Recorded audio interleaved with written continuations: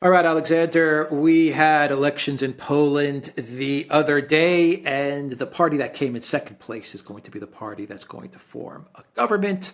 The Law and Justice Party, which was the ruling party, they ended up with like 36, 37% of the votes for the parliamentary elections, but it's impossible for them to form a coalition. The numbers, the seats don't add up.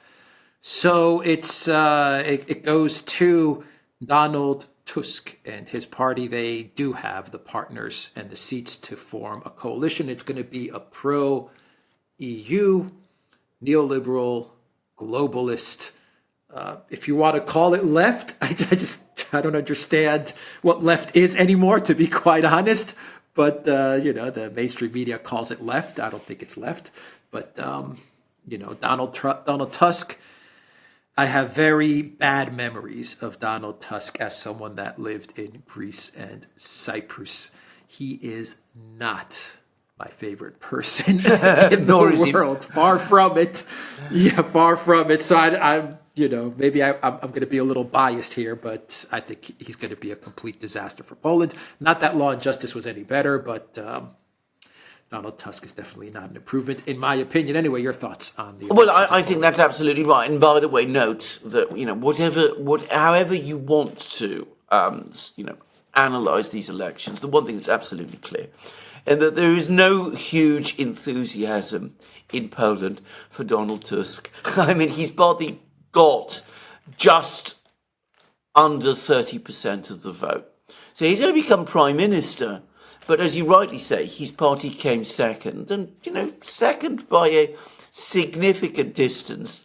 So there isn't vast amount of enthusiasm for him.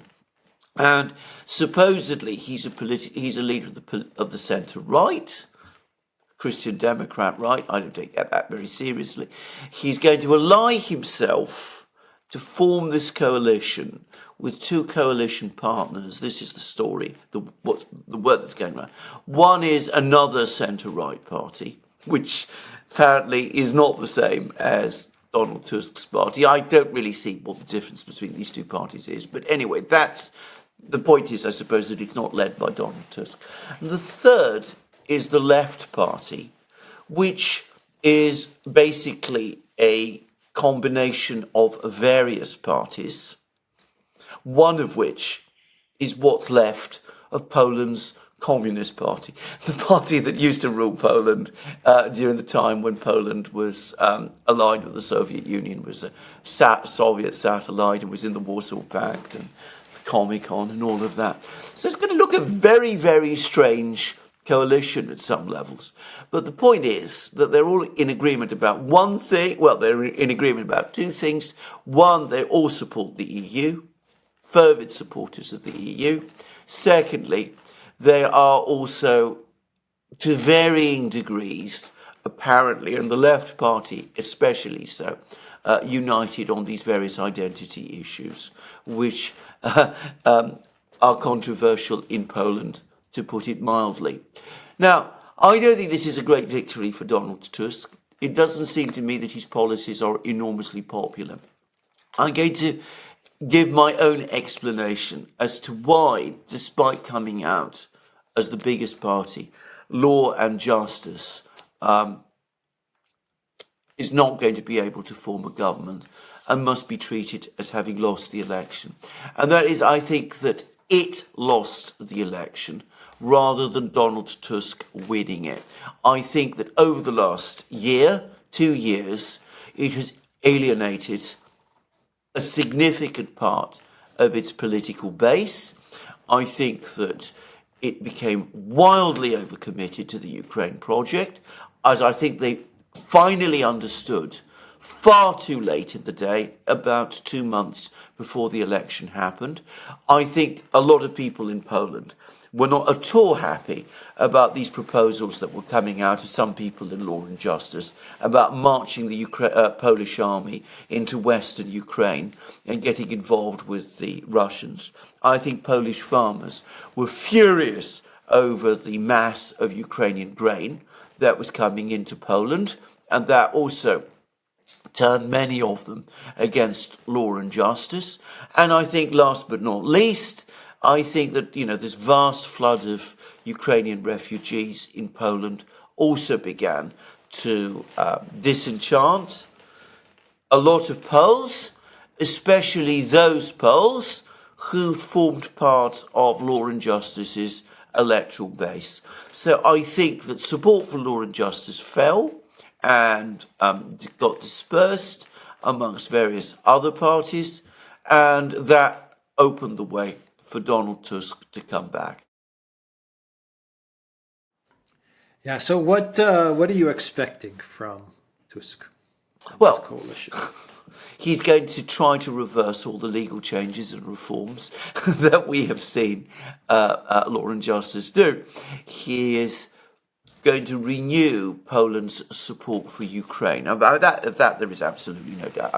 So we could probably start to see some of the tension taken out of the relationship with Ukraine.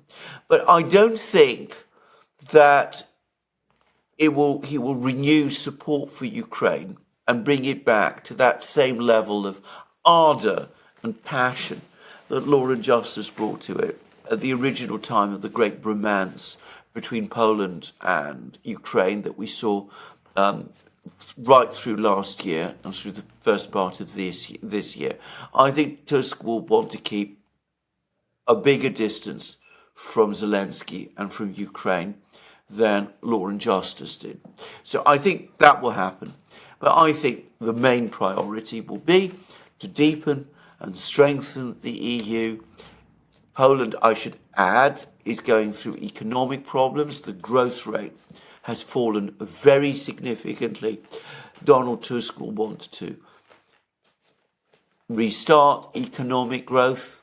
He'll probably want to cut down on military spending, which is getting out of control. But his route towards restarting economic growth is to take Poland deeper into Europe. And I personally believe that sooner or later he will want to take Poland into the euro. That's what I think he's going to do. Good night, Poland, if that happens. Boy, I was just going to ask you what you said. Take him deeper into Europe. Europe is there is no depth anymore in Europe. Germany's shattered.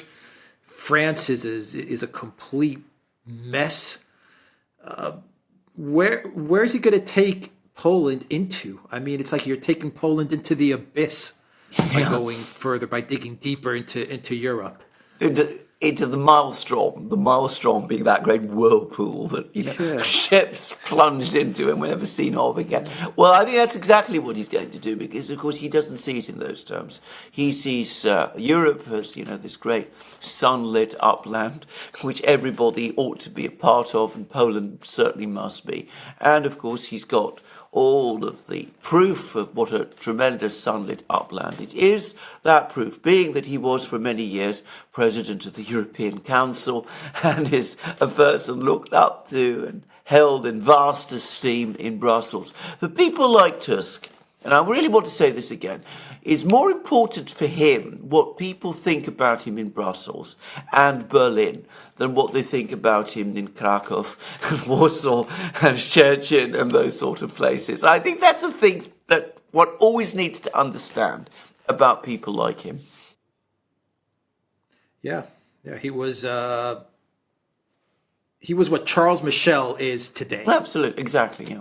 Yeah, he wasn't Ursula's position. He was what Charles Michel is today. Yeah, and that was during a very tough time for the south of Europe. He was instrumental in all the austerity and IMF and all of that stuff. Yes.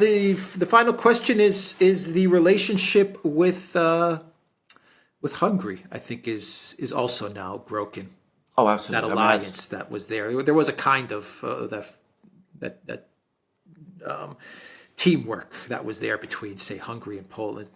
Maybe it lessened as the conflict in Ukraine went along, because Poland had one position, Hungary had another, and Poland really dug deep into their support with. They really went deep into their support with Ukraine, but. there was this alliance, this front that was created between Hungary and Poland, especially with regards to EU funds and stuff like that. That's also over and done with, isn't it? Absolutely. I mean, I should say, in my opinion, it was largely broken last year over the Ukraine thing. I mean, looking back, and I think this is a point we should make. I mean, we've talked many times about the Zelensky curse. Law and justice is perhaps in some ways the most spectacular single example of the Zelensky curse. I mean, looking back, if you reel back in time to 2021, say, they were in a very strong position. Poland's economy was doing well. They were popular with many, many people in Poland, not just people, as is always made, misrepresented people on the right and all that kind of thing, but people who liked law and justice's family-oriented, socially conservative policies, which in a Catholic country like Poland inevitably was going to make them popular, both with religious people, but also with families, because they were doing lots of things to support families.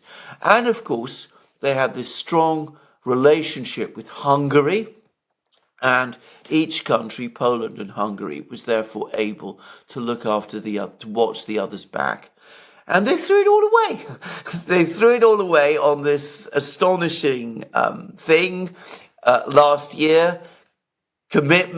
Open-ended commitment to Ukraine, sending soldiers to Ukraine, sending the most part of the Polish army's military equipment to Ukraine, pumping up military spending to impossibly high levels, allowing grain to pour in to Poland, calling for endless sanctions against Russia, which of course has impacted also on Poland. Let's never forget that.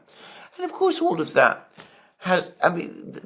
they've broken their entire position on the basis of it. The economy has weakened significantly.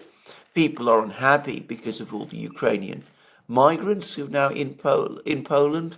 The grain business, as I said, turned farmers against them. And of course, a lot of people got rattled because of the talk about military interventions in Western Ukraine. So it all came together, and that's why they lost. I mean, they lost for that reason. And the friendship between Poland and Hungary, which was working to the interests both of the Polish government, the PIS government, and Orban in Hungary. Well, they threw that all away. Orban now has a new ally, which is, of course, Fico in Slovakia. So he's probably all right. But law and justice is now out of power. And I suspect that what we're going to start to see over the next few months is that everything that they put in place is going to be systematically dismantled. Because people who think that, they've nailed it all down, I think that they will find that that's not how it works at all. When you're in the European Union, Donald Tusk can do all kinds of things. He can bend the constitution in all kinds of ways, which, of course, he can do, because this time, if he does that, the EU will be behind him. Yeah, Donald Tusk is as insider as you get when it comes to the European Union. Yeah. I mean, Yes. Poland might as well have elected Ursula. Yeah, I mean, absolutely. there's no difference. Absolutely. Yeah. And he's going to take, as I said, Poland deeper in. And as I said, eventually, and I do believe this, the ultimate agenda is to bring Poland into the Eurozone. It's the ultimate end of Poland then, if they go into the Eurozone. Okay, I agree with you. The Zelensky curse in a big, big way took down law and justice. They bet it all on Zelensky, and the biggest slap in the face for law and justice is going to come when the Zelensky government in Ukraine collapses or loses its conflict, which is now, it's coming. Yeah, absolutely. They bet it all on the loser side as well, Yes. which was just Foolish. Yes, yes. Well, people always. I mean, I don't actually personally like this type of, stereotypical characterization. But people say that Poland, the tendency the Poles have is to throw it all away on romantic fantasies.